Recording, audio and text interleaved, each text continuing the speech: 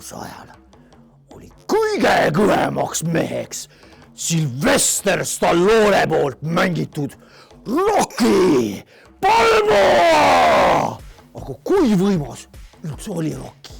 Selleks võtame täna appi füüsika ja räägime teemadest nagu võimsus, energia, kasutegur ja töö.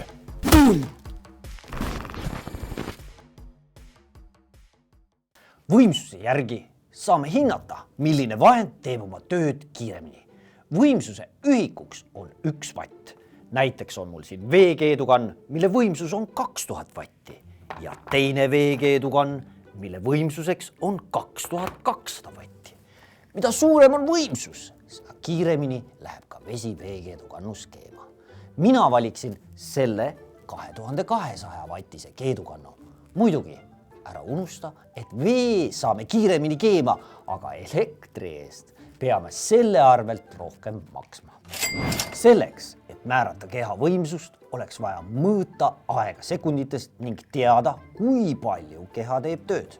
Oota, aga mis on töö?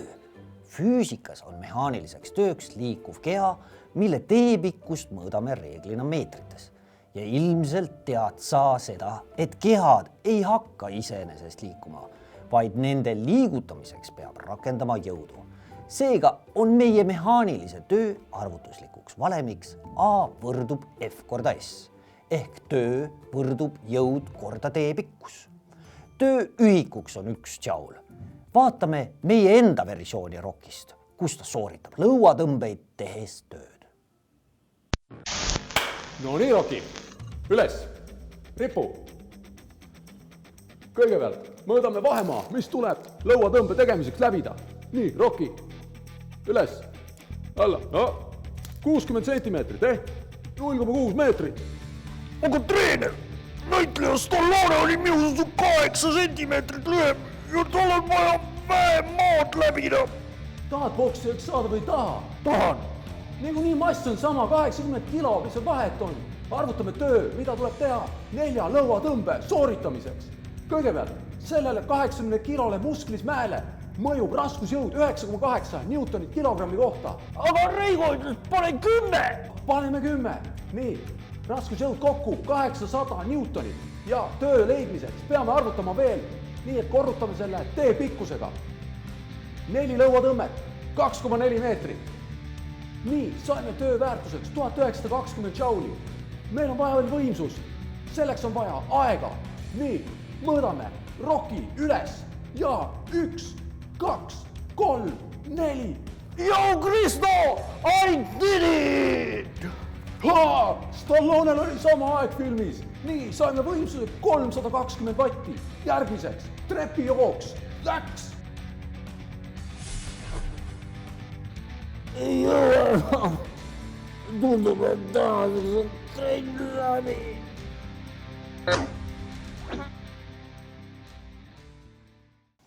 Pärast sellist trenni olen väsinud ja vajan energiat.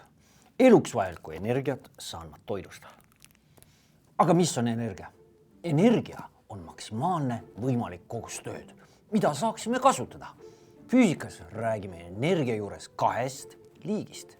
Esiteks potentsiaalne energia ehk energia, mida on võimalik kasutada.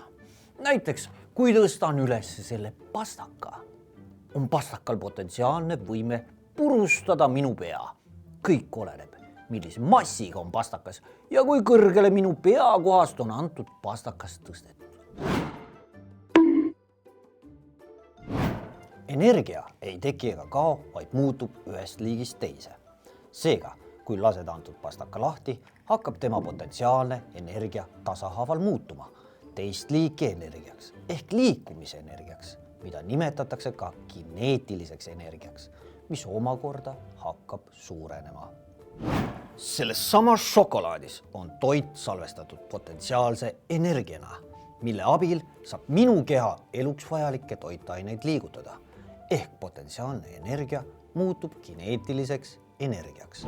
Tänapäeval kasutame energia muutmiseks ühest liigist teise erinevaid energiamuundureid, näiteks päikesepaneelid, tuulegeneraatorid, hüdrogeneraatorid, tuumajaamad, auruturbiinid, akud ja nii edasi. Nende energiamuunduritega toodame elektrit ja elektri abil töötavad erinevad seadmed. Mida kiiremini elektril töötav seade teeb tööd, seda võimsam ta on. Kuid puhtalt võimsuse järgi ei saa kunagi tehnoloogias arvestada, sest seadmed tehakse erinevatest materjalidest ning erinevad materjalid soojenevad erinevalt. Lühidalt tuleb vaadata ka seadme kasutegurit, mis näitab, kui suure efektiivsusega antakse energia edasi. Võtame need samad veekeedukannud, teeme kindlaks, kui hästi kandub nendes veekeedukannudes elektrienergia üle soojusenergiaks ehk kasutegur eta on eraldunud soojusulga Q ja kasutatud elektrivoolutöö A suhe protsentides. Mõlemas veekeedukannus on 1 kilogramm vett, mille algtemperatuur on 22 kraadi Celsius järgi. Mõõdame stopperiga, kui kaua aega kulub vee keemiseni.